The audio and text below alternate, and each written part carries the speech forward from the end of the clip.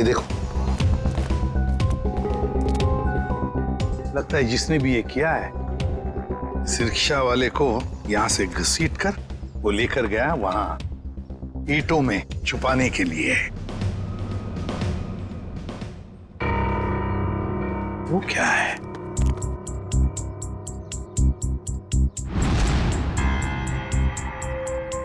किसी आदमी की घड़ी है। अरे ये तो काफी महंगी घड़ी है। शायद रिक्शा वाले की होगी। नहीं फ्रेडी, ये इस रिक्शा वाले की घड़ी नहीं लगती। इतनी महंगी घड़ी है ये, 1,00,000-1.5 लाख की तो घड़ी है ये। तो फिर सर शायद उसी की होगी जिसने रिक्शा वाले को मारा है। वो तो ये भी सकता है कि घड़ी उस आदमी की हो जो ऑटो में बैठा था। इतनी कीमती घड़ी पहनने वाला आदमी रिक्शा में नहीं जाएगा, मुझे नहीं लगता। देखो और भी कोई सुराग मिलना चाहिए, देखो जरा आसपास।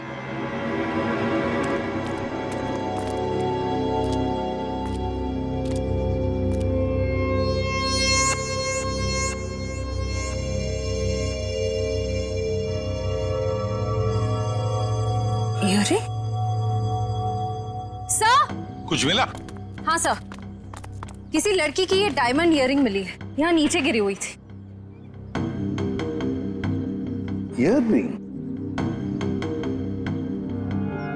इसका तो एक ही मतलब हो सकता है, जब ये हादसा हुआ तब कोई लड़की यहाँ पर मौजूद थी।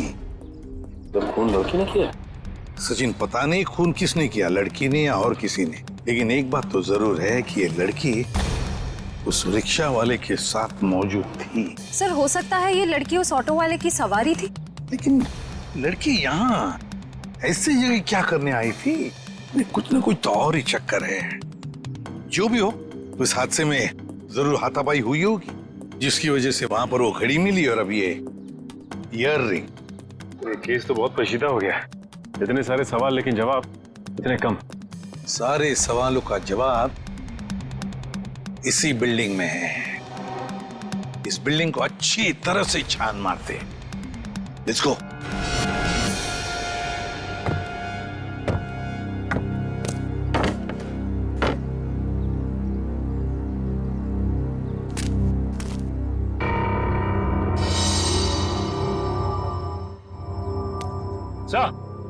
हाँ सचिन, क्या हुआ? ये देखिए सीढ़ियों पे खून की बूंदें। हाँ सर ये तो बहुत ही अजीब बात है, लाश वहां पर और खून की बूंदें यहाँ। मुझे तो कुछ और ही आ रहा है दिमाग में। कहीं और एक लाश तो नहीं इस बिल्डिंग में? ऊपर चलकर देखते हैं, देखते ये खून के धब्बे कहां तक है।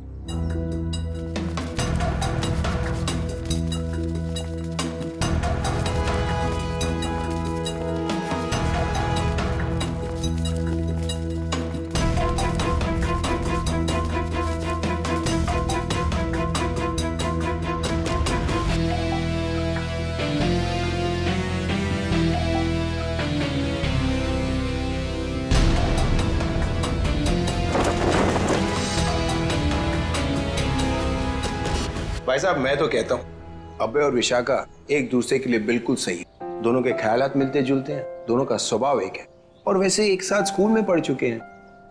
बेटा, तुमने हमें बताया नहीं कि तुम अभय को पहले से जानती हो? नहीं पापा, अभय मेरी क्लास में नहीं थे। वो क्या है ना अंकल, हम दोनों की क्लासेस सेम थी पर सेक्शन अलग अलग थे। आप सेक्शन ए में थी और मैं सेक्शन सी में था। बात यह है ना जी, अभय के लिए एक से बढ़कर एक खानदान से रिश्ते आ रहे हैं, लेकिन इससे मना कर दिया है। स्कूल के वक्त से ही आपकी बेटी से प्यार करता है, लेकिन कह नहीं पाया, इसलिए आज मुझे आना पड़ा कहने के लिए। पापा प्लीज, आप मुझे एम्बैरेस कर रहे हैं। नैना और अनुष्का कैसे हैं? स्कूल टाइम से तुम्हारे बेस्ट फ्रेंड हुआ करते थे वो लोग। हाँ, नैना भी बेंगलोर में जॉब कर रही है और अनुष्का की रिसेंटली शादी हो गई है मसूरी में। सुना है बहुत ही खूबसूरत जगह है वो। जी। वैसे तो साउथ अफ्रीका भी बहुत ही सुंदर जगह है। 25 साल पहले हमने हमारे हीरो का बिजनेस वहां शुरू किया था और आज यहाँ तक ले आए उसे। आप लोग बैठिए, मैं आप लोगों के लिए चाय वगैरह लेकर आती हूँ। आप लोग बैठिए, हम आते हैं।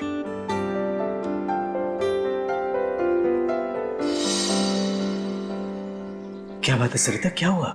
देखिए लड़का और परिवार तो मुझे अच्छे लग रहे हैं, लेकिन एक बार आप साफ साफ पूछ लीजिए, लेन देन की जो भी बात है। सरिता, क्यों चिंता करती हो? देखो, मुझे नहीं लगता कि धीरेन्द्र जी की कोई मांग है, और अगर होगी भी तो हम मांग पूरी कर देंगे ना। देखो सरिता, मेरी पेंशन है, तुम्हारे जेवर है, और अगर जरूरत पड़ी तो हम ये मकान बेच देंगे। आखिर हमारी एक ही बेटी है। ओफो, आप एक बार पूछ तो लीजिए ना, कहीं कोई बड़ी मांग रख दी तो। फिर तो ये रिश्ता नहीं हो पाएगा। खैर, अपनी किस्मत है, देखते हैं। चलो।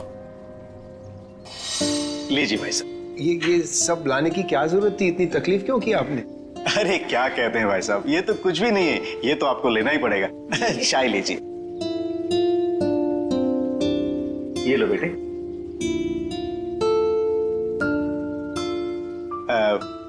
भाई साहब, अगर आप बुरा न माने तो कुछ देर हम लोग बाहर चल के आपस में बात कर लेते हैं। अरे इतने में बच्चे भी एक दूसरे से बात कर लेंगे। अरे ये तो बहुत अच्छी बात है, चलिए।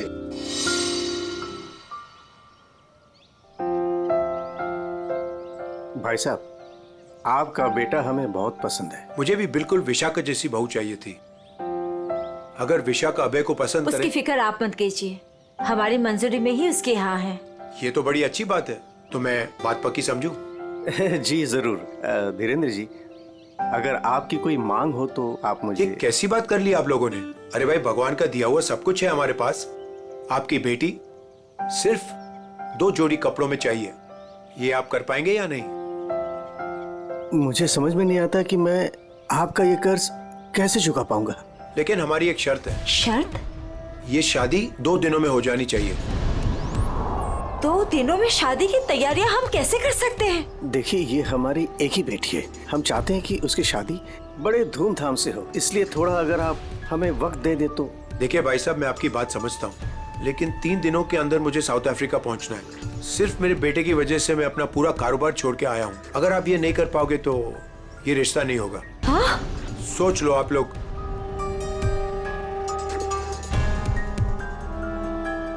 ठीक है भाई साहब, ये शादी परसों ही होगी।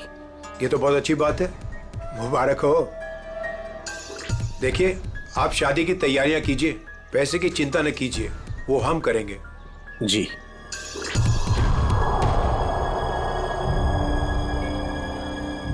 कैसे? तुम चिंता मत करो सरिता, भगवान की जो मर्जी है वही होगा। चलो शादी की तैयारी करते हैं।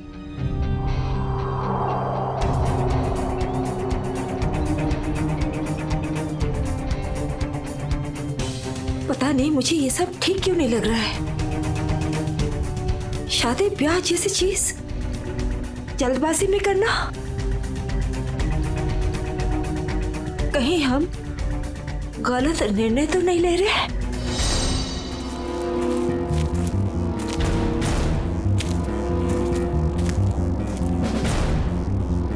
सर, इस लड़की का चेहरा तो पूरी तरह से बिगड़ चुका है, इसकी पहचान करना बहुत मुश्किल होगा। बस लड़की के पास से ना ही कोई आइडेंटिफिकेशन मिला है, ना ही कोई मोबाइल। तो लाश को देख के लगता है कि इसकी और उस ऑटो ड्राइवर की मौत लगभग एक ही वक्त हुई है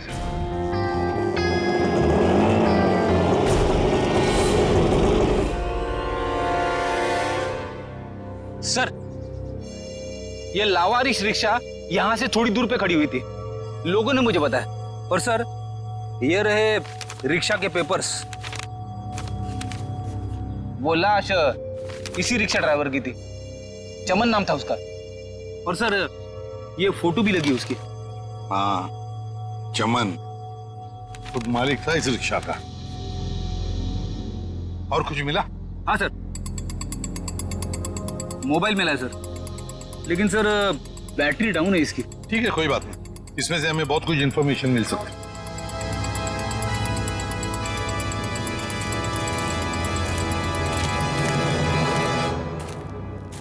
वॉचमैन होना है यहाँ के। कैसी ड्यूटी करते हो? दो खून हुए यहाँ पर। साहब जी, ये सब कैसे हुआ? मुझे नहीं पता चला। चुप, नाटक बंद। जरा याद करके बताओ, क्या कोई आया था यहाँ पर इस रिक्शा में से? कोई नहीं आता इस रिक्शा से। ये कैसे हो सकता है? हा? कोई बिल्डिंग से ऑटो दूर क्यों खड़ा करेगा? बताओ कौन आया था? हाँ साहब जी, याद आया, जब मैं खाना खाने गया था ना, जरूर कोई आया होगा। झूठी करते हो।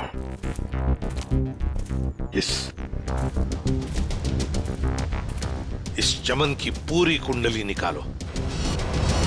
हाँ अभिजीत। सर वो ऑटो वाले के फोन की डिटेल मिल गई है सर। ये 11 बजे के करीब ममता नगर से निकला और 11:30 बजे जेएल स्टेशन पे पहुंच गया। ये MG road under construction building पे कब पहुंचा? सर 12:30 बजे जेल स्टेशन से सवारी लेने के बाद 12:40 पे उस जगह पे मिला था जहां पे वो ऑटो खड़ा मिला था। मतलब जेल स्टेशन से उसने सवारी उठाई। तो फिर अभिजीत उस वक्त दो मोबाइल फोन होंगे उस रिक्शा में, एक रिक्शा वाले का और शायद इस सवारी का भी। हाँ सर, मोबाइल कंपनी वालों ने बताया कि रिक्शे वाले के मोबाइल के साथ साथ एक और मोबाइल ट्रैवल कर रहा था। जयवंती और पेटी लगे हैं उसका डिटेल निकालने में। चलो अच्छा। अब देखना यह है कि सर वो सवारी विक्टिम थी या मुजरिम। सर, हाँ सर वो जो ऑटो की सवारी का मोबाइल नंबर था वो दिल्ली का नंबर है और किसी करिश्मा के नाम पे रजिस्टर्ड है। दिल्ली? अच्छा, इस करिश्मा के बारे में और कुछ पता चला? नहीं सर, और कुछ डिटेल्स तो अभी पता नहीं चल पाए हैं। ये तो पता चला होगा कि उसने आखिरी कॉल किसको किया। किसी लैंडलाइन नंबर पे किया था आखिरी कॉल। पोपटवाड़ी का कोई उदय कुमार है। पोपटवाड़ी उदय कुमार। पंकज काम करो, इस दिल्ली वाली करिश्मा के सारे डिटेल निकाल, पूरे के पूरे डिटेल। और अभिजीत इस पोपटवाड़ी के उदय से मिल लेते हैं, पता तो चले ऐसी भी क्या बातें हो रही थी करिश्मा और उसके बीच में। इसका चेहरा तो बहुत बुरी तरह से बिगड़ गया है, एकदम तहस नहस हो गया है। सर इनके फेस को हम रिकंस्ट्रक्ट नहीं करवा सकते? बहुत मुश्किल काम है तारिका, बहुत वक्त लगेगा। हाँ, लेकिन एक बात जरूर पता चल गई। ये पता चल गई कि ये काम क्या करती थी। क्या काम? तारिका, ये लड़की एक नर्स थी। नर्स? ये देखो, ये देख रहे हो, ये इसकी उंगलियों पर और ये अंगूठे पर ये कॉल। ये निशान तो ज्यादातर उन्हीं लोगों के हाथों में होता है ना जो दूसरों को इंजेक्शन देते हैं। एग्जैक्टली तारिका। अब मुझे लगता है ये खून या तो किसी बदले की भावना से किया गया है या फिर कोई प्यार व्यार का चक्कर। प्यार व्यार का चक्कर? तुमको ऐसा लगता है तो तुम फोरेंसिक आते ही क्यों? तुम अब से मत आया करो हमारे लैब में प्लीज। हाँ, अरे ये क्या? हाँ। और अभिजीत, तुम्हारे और मेरे बीच में जो भी था ना वो खत्म। प्यार का चक्कर।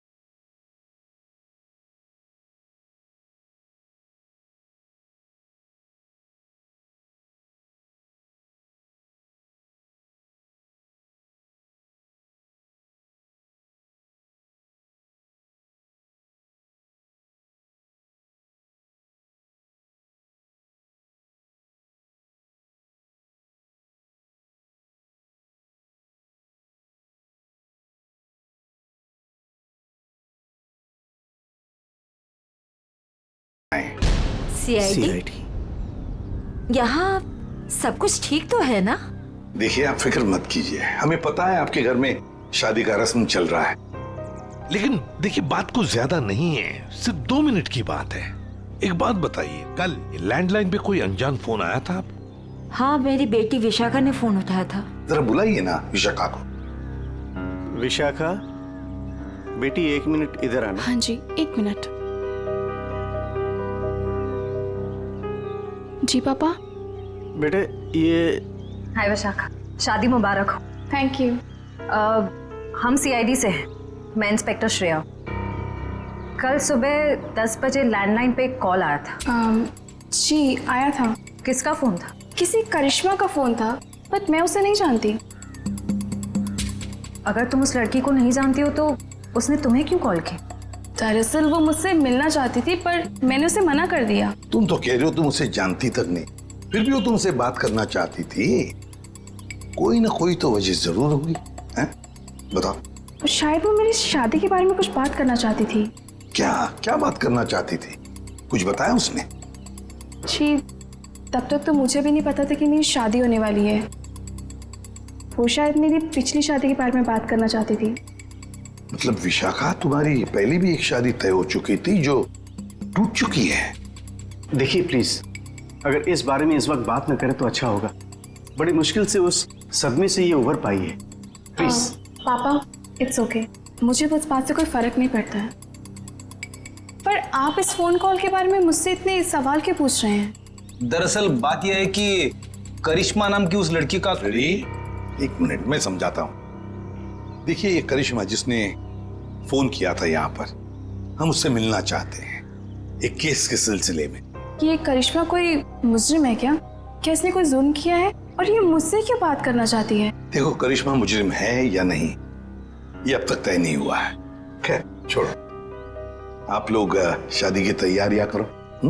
और विशाखा, हम सब की तरफ से शादी मुबारक हो। Thank you.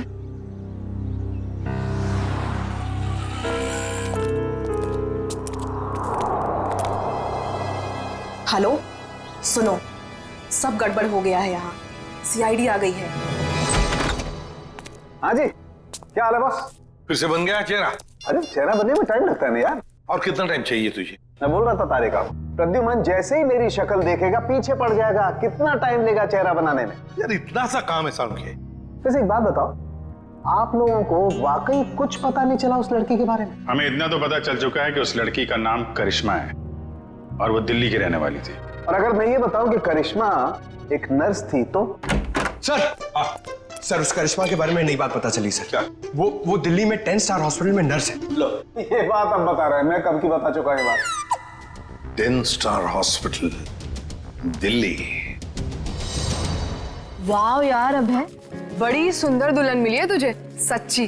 पता नहीं कहाँ से किस्मत लिखा के लाया है। अरे वो कहते हैं ना, लंगूर के हाथ में अंगूर। एग्जैक्टली।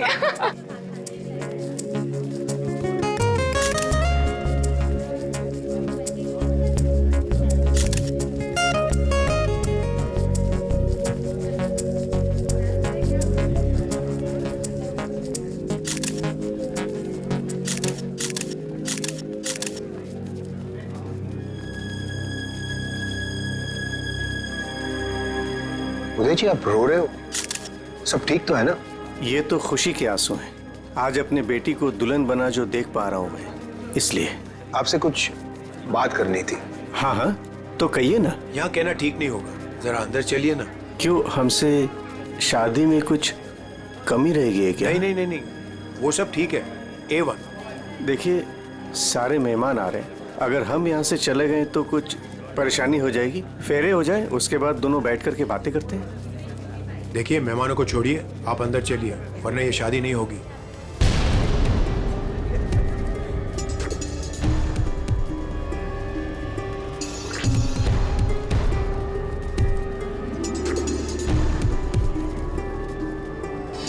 आइए उदय जी।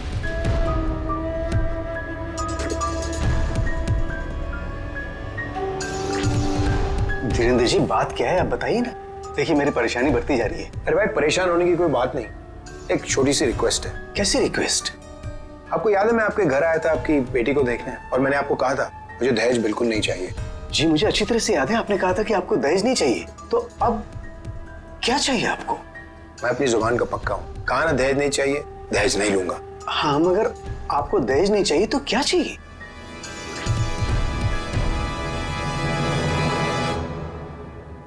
किडनी।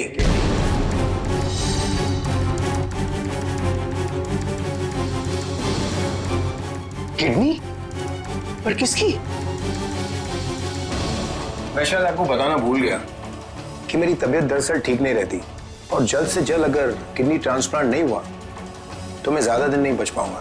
Kidney transplant? देखिए, आपकी बेटी की शादी है और कुछ ही दिन बाद उसका ससुर यानी कि मैं मर जाए तो आपको कैसा लगेगा? पर धीरेन जी, मैं अपनी किडनी कैसे मेरा मतलब? मैंने पूरा पता लगा लिया है, हम दोनों की किडनीज मैच होती हैं। अच्छा, तो इसका मतलब ये शादी ब्याह ये सब ढोंग है। दरअसल आपको मेरी किडनी चाहिए, इसीलिए आपने ये सब। अब फेरों में 2 घंटे और, बहुत समय आपके पास, सोच लीजिए। और वैसे भी हम दोनों एक परिवार का हिस्सा बनने जा रहे हैं, तो एक परिवार वाले का फर्ज बनता है दूसरे परिवार वाले की जान बचाने का।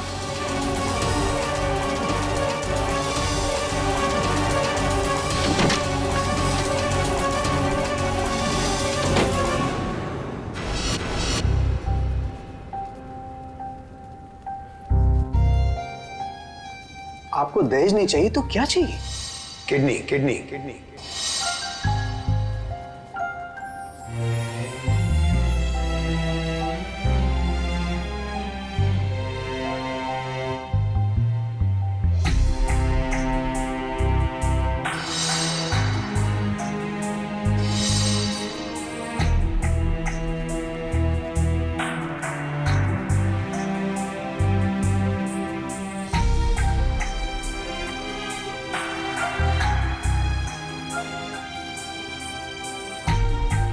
अरे कहाँ चले गए थे आप? कुमार साहब आए हैं अपनी पत्नी के साथ, वो आपको ढूंढ रहे थे। सरिता, आओ मेरे साथ, 2 मिनट तुमसे बात करनी है। चलो।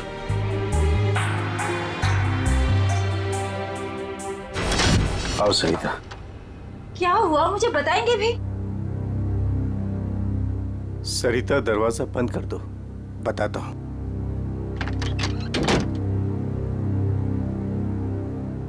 अभी तो बताइए, मुझे बहुत घबराहट हो रही है। धीरेन्द्र जी ने मुझसे कुछ मांगा है। पता था मुझे कि ये शादी दहेज लिए बिना हो ही नहीं सकती। वैसे कितने पैसे मांगे हैं उन्होंने? नहीं, उन्होंने मुझसे पैसे नहीं मांगे। तो फिर? सरिता, उन्होंने मुझसे मेरी किडनी मांगी है। किडनी? हाँ सरिता। हे भगवान, इसका मतलब ये सब शादी वादी ढोंग है। वो आपकी किडनी लेना चाहते हैं? मुझे भी यही लग रहा है। ये अचानक से उनका मेरे घर आना, फिर 2 दिन में शादी और अब ये सब कुछ। सरिता, मुझे तो इसमें बहुत बड़ी साजिश लग रही है। तो क्या अब हमारी विशाखा की शादी फिर से टूट जाएगी? अगर मैंने किडनी नहीं दी तो ऐसा ही होगा। ना सरिता, तुम मत रो।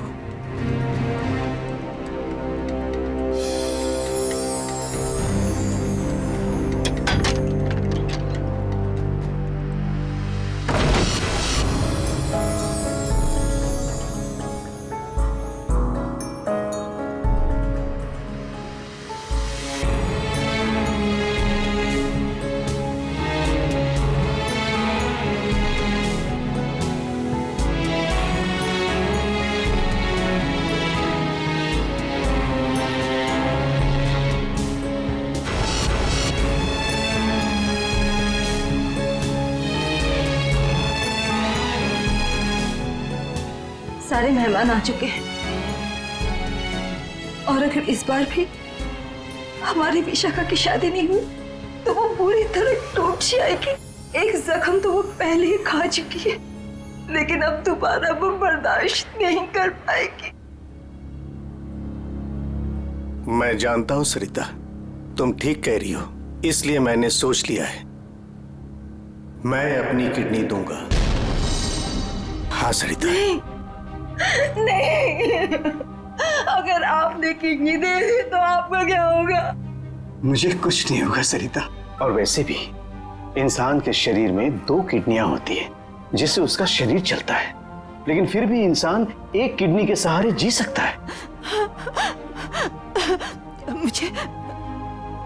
मुझे ये सब कुछ ठीक नहीं लग रहा है। अगर कुछ ऊंच नीच हो गई तो मैं आपको खोना नहीं चाहती हूँ। नहीं सरिता, मुझे कुछ नहीं होगा, और अगर मुझे कुछ हो भी गया तो कम से कम मेरी आत्मा को ये सोचकर संतुष्टि तो मिलेगी ना कि मैंने अपनी बच्ची की खातिर उसके पैदाइश से लेकर के उसकी शादी तक सब कुछ किया। प्लीज।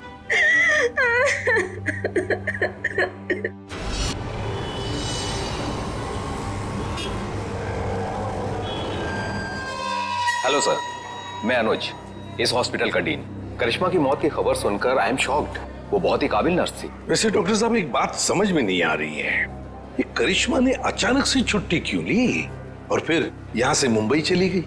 कोई खास वजह थी क्या छुट्टी लेने? उसने छुट्टी ली और यहाँ से चली गई। अब यहाँ से जाने के बाद वो कहाँ गई, किस लिए गई, इसके बारे में हमें कुछ नहीं पता।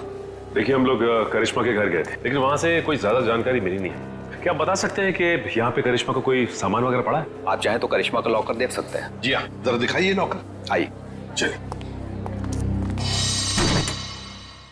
अरे सर, इस लॉकर को देखकर मुझे मेरी नानी की अलमारी याद आ गई। वो भी अपना सारा सामान ऐसे ही ठूस ठूस के रखती थी। सर, ये तो किसी मरीज की मेडिकल रिपोर्ट है। किसकी फाइल है ये? दे उदय कुमार। उदय? विशाखा के पिताजी उदय कुमार? कमाल है, इस फाइल को तो हॉस्पिटल के रिकॉर्ड रूम में होना चाहिए। ये करिश्मा के लॉकर में कैसे? मतलब ये करिश्मा उदय जी और उसके परिवार वालों को जानती थी? वो परिवार वाले तो बता रहे थे कि वो करिश्मा को जानते ही नहीं। जरा बताइए किस चीज का इलाज चल रहा था उदय का?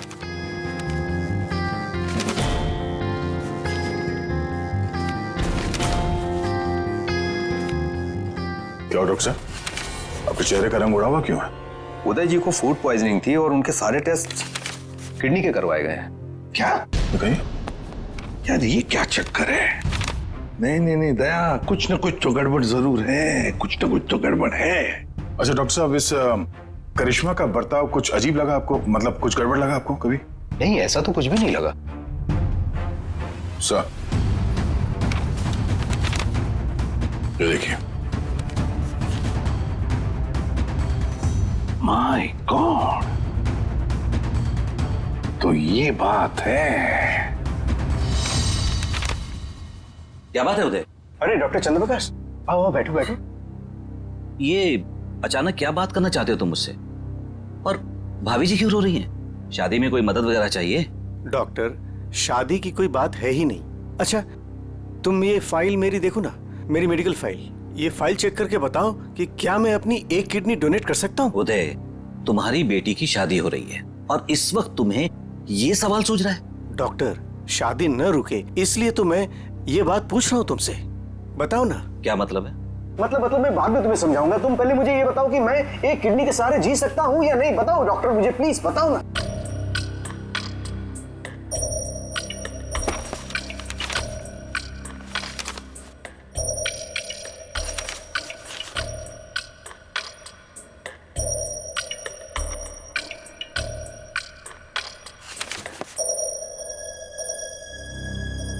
डॉक्टर, रिपोर्ट ठीक तो है ना? क्या हुआ चंद्रप्रकाश, बताओ ना कुछ मुझे। क्या किडनी देना जरूरी है? बस तुम इतना ये समझ लो कि किसी के जिंदगी और मौत का सवाल है। देखो, अगर मैंने किडनी डोनेट नहीं की ना तो मेरी बेटी की शादी रुक जाएगी। देखो उदय, तुम्हारी ये किडनी पहले से ही खराब है। क्या? सरिता, मुझे तो आज तक ये प्रॉब्लम कभी महसूस ही नहीं हुआ। कैसे किडनी फेलियर हो सकता है? क्योंकि उदय, तुम्हारी बॉडी दूसरी किडनी से फंक्शन कर रही है। आई एम सॉरी, अगर तुमने ये दूसरी किडनी भी डोनेट कर दी तो क्या? तो तुम्हारा बचना नामुमकिन है।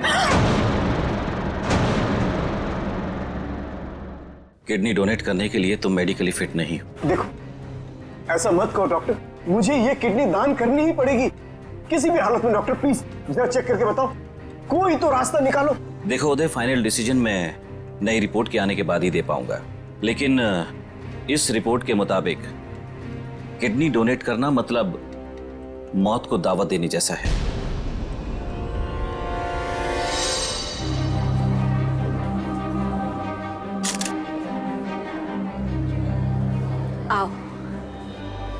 हुआ माँ? आप परेशान लग रही हैं। नहीं, ऐसी कोई बात नहीं। फेरे का समय हो गया है, आओ।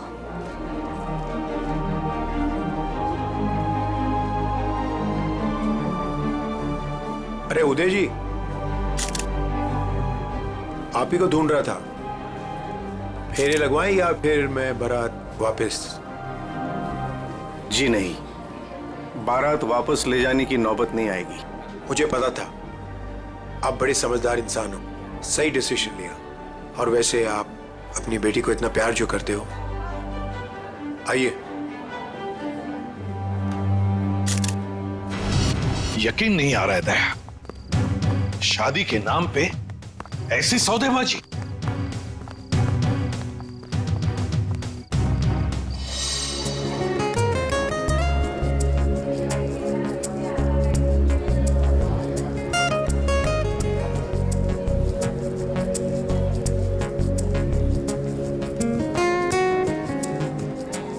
रुक जाइए। सरिता जी। जी। उदय जी कहाँ है? वो तो यही। कहाँ है उदय जी? यही तो थे, कहाँ चले गए? आप लोग यहाँ फिर से, क्या हुआ? हमारा उदय जी से बात करना बहुत जरूरी है, जरा बुलाइए उन्हें। उदय जी। उदय जी। कहाँ गए उदय जी? बुलाइए। मम्मी, पापा कहाँ चले गए? आपके पापा कहाँ हैं? इसका जवाब अब ये देंगे धीरेन्द्र जी। क्यों धीरेन्द्र जी, जवाब देंगे ना? मुझे कुछ नहीं पता।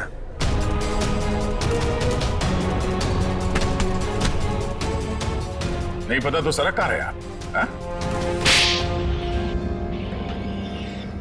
सर, मैंने कुछ नहीं किया सर। मैं तो इनका असली बेटा भी नहीं हूँ सर। मेरे पति को इन लोगों ने गायब करवाया होगा और किडनी के लिए ये लोग शादी तोड़ने की धमकी दे रहे थे। मॉम, आपने बात मुझे पहले क्यों नहीं बताई? आपके और पापा से बढ़कर मेरे लिए कुछ नहीं है। शर्म आनी चाहिए तुम्हें, शादी जैसे पवित्र बंधन की आड़ ऐसा घिनौना अपराध करते हुए। सर मैं मानता हूँ इसी प्लान के जरिए मैंने किडनियों का व्यापार किया। क्या? शायद इसीलिए उन गुनाहों की सजा है कि मेरे खुद की किडनी बेकार हो गई।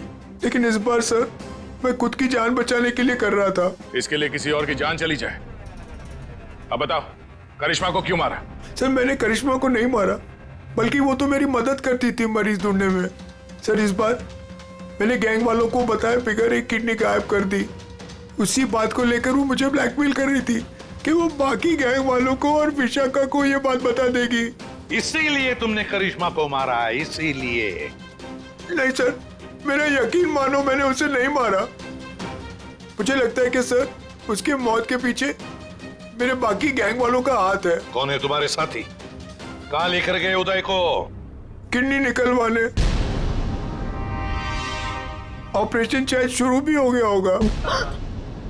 कहाँ हो रहा है ये किडनी निकालने का ऑपरेशन?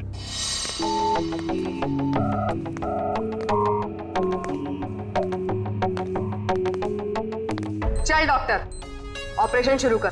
देखो तुम जो ये कर रहे हो ना, ठीक नहीं कर रहे हो। बकवास बंद कर और अपना काम कर जल्दी।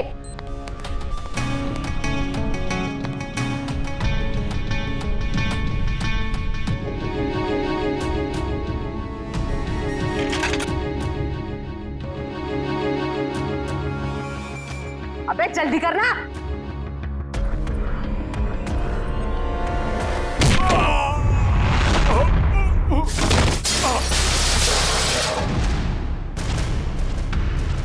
कौन है वहां? कौन है?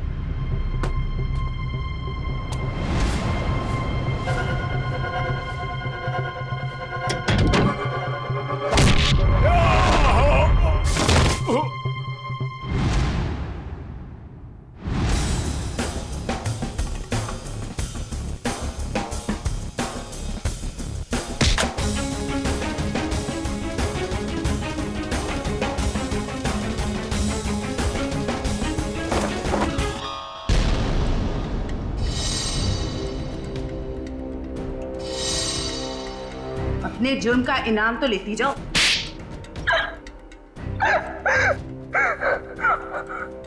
ये सारा षड्यंत्र हमने सिर्फ लोगों की किडनियां हथियाने के लिए किया है। ये सब पता है हमें। ये बताओ करिश्मा को क्यों मारा तुम? क्योंकि करिश्मा हमें धोखा दे रही थी। लेकिन तुमने करिश्मा का खून किया ये बात तुमने धीरेन्द्र से क्यों छुपाई?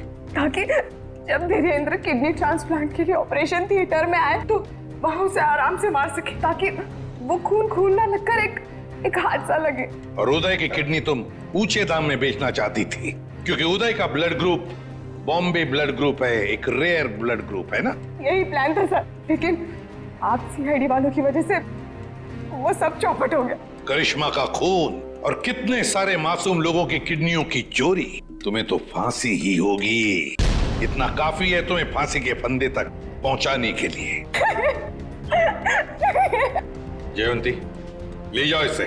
सर।